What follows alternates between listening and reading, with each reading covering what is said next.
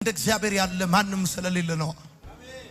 ማናል ብራዘር የደመና ጥላ ዘርግቶ ያለ በሬ ጥሬ ስጋ ያበላው ከአለቱ ውሃ ያጠጣው እግዚአብሔር አምላክ እስራኤልን በምድረ በዳ በተጓዙባቸው አመታቶች በጠቅላላ በደንብ አድርገህ ስማኝ።